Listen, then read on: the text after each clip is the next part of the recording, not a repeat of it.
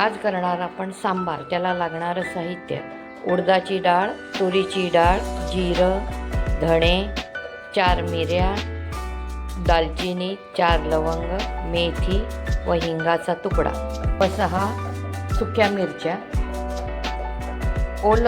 थोडं ओलं खोबरं.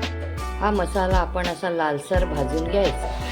सांबारात घालण्यासाठी आपण भाजी, वांगी, बीटरूट, शेंगाची शेंग व बटाटे.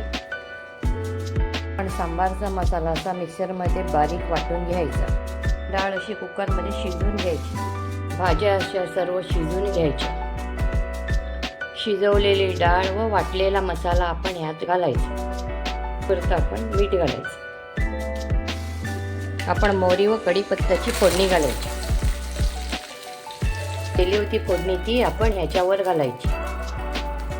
हा झाला आपला सांबार.